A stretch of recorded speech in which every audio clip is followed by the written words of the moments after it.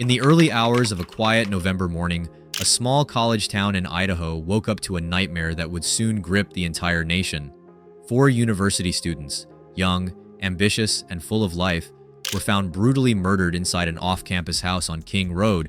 What initially appeared to be an isolated tragedy quickly became one of the most disturbing and closely followed crime cases in modern American history. This video breaks down what really happened inside the King Road house, how investigators pieced together a complex timeline, and why this case sparked fear, outrage, and endless questions across the world. From the final hours of the victims' lives to the evidence that led police to an arrest, we will walk through every critical detail, carefully, respectfully, and fact by fact. Before we begin, like this video, subscribe to the channel, and turn on notifications. These stories matter, and understanding them fully helps keep the victims remembered for who they were, not just how they died. The town of Moscow, Idaho, a place that felt safe.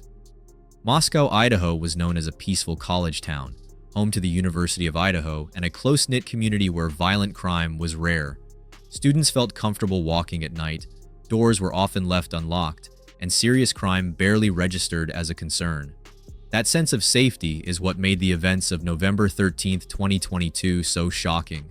The King Road house, located just steps away from campus, was a typical student residence. Friends came and went freely. Laughter, music, and gatherings were common. It was not a place anyone associated with danger, but on that night, something unimaginable happened inside those walls, something that would permanently change the town and leave investigators racing against time. The victims. 4 lives cut short. The victims were 4 University of Idaho students, each with their own future ahead of them. They were friends, classmates, and loved deeply by their families and peers. They were not criminals, not involved in dangerous activity, and not expecting violence. Their identities became known across the world, but it's important to remember that before headlines, they were simply students living normal college lives, studying, working, planning, and dreaming.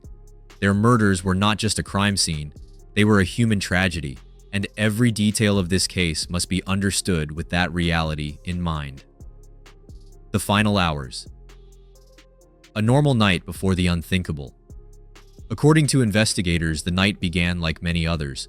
The students spent the evening socializing separately, attending local spots, and returning home in the early morning hours. There was nothing unusual reported, no signs of danger, and no known conflicts that immediately raised alarm. Sometime after everyone returned to the King Road house, the normal rhythm of the night ended. Investigators believe the attack occurred in the early morning hours while most of the occupants were asleep. What happened next unfolded silently, with no emergency calls, no neighbors reporting screams, and no immediate signs that something was terribly wrong. This silence would become one of the most haunting aspects of the case. The discovery, a horror revealed. Later that day, concern grew when friends were unable to reach the residence. When authorities were finally contacted and entered the house, they discovered a scene that would shock even seasoned investigators. 4 students had been fatally stabbed. The level of violence indicated a targeted, intentional attack, not a random accident. The house itself became a massive crime scene. Evidence was collected, rooms were sealed, and the investigation immediately escalated.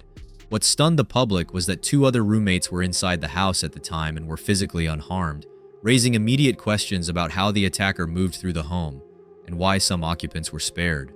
Early questions and national fear. As news spread, fear followed. Parents across the country questioned college safety. Students locked doors, traveled in groups, and watched updates constantly. The lack of a suspect in the early days fueled anxiety, especially as law enforcement confirmed there was no immediate threat, but also no clear explanation. Speculation exploded online. Social media platforms became flooded with theories, accusations, and misinformation. While investigators worked quietly, the public searched desperately for answers, often jumping to conclusions without evidence. This pressure only intensified the urgency of the investigation. The investigation. Pieces of a complex puzzle behind the scenes, law enforcement launched an intensive multi-agency investigation. Thousands of tips poured in. Surveillance footage from nearby streets and businesses was reviewed. Phone data, DNA samples, and digital records were carefully analyzed. Investigators focused on reconstructing a precise timeline, who was where, when they returned home, and what movements occurred around the King Road area during the critical hours. One detail that would later become crucial was the identification of a vehicle seen repeatedly near the house around the time of the murders. Every small piece of information mattered. The arrest. A breakthrough in the case. Weeks later, authorities announced the arrest of Bryan Kohberger, a criminology graduate student from Washington State. The arrest sent shockwaves across the nation. According to law enforcement, evidence including DNA, cell phone data, and vehicle analysis connected him to the case. It's important to state clearly, Kohberger has been charged, not convicted, and under the law, he is presumed innocent until proven guilty. However, the details outlined in court documents painted a chilling picture of premeditation and planning, allegations that transformed the case from mystery into one of the most closely watched criminal proceedings in recent history. Why the King Roadhouse mattered. The King Roadhouse itself became symbolic. Its layout, entrances, and visibility played a key role in how investigators believe the crime unfolded. The structure of the house raised questions about how the attacker entered, how they moved between rooms, and how they left without alerting neighbors or occupants. For months, the house stood frozen in time, a reminder of what happened and a focal point of public interest. Eventually, it was demolished, not to erase history, but to allow healing and prevent the site from becoming a permanent spectacle. The role of social media, help and harm. This case highlighted the double-edged nature of social media in true crime. On one hand, tips and awareness helped keep pressure on the investigation. On the other, false accusations, harassment, and conspiracy theories caused real harm to innocent people. The Idaho student murders became a lesson in how quickly misinformation spreads and why responsible storytelling matters. Behind every rumor were real families grieving unimaginable loss. Where the case stands today. As the legal process continues, the case remains active and closely monitored. Court proceedings, evidence review, and legal arguments will ultimately determine the outcome. For now, the focus remains on justice. Justice for the victims, their families, and a community forever changed. This case is not just about what happened inside a house. It's about how violence can strike unexpectedly, how communities respond, and how important it is to let facts, not speculation, guide understanding. The deeper impact. Why this case matters.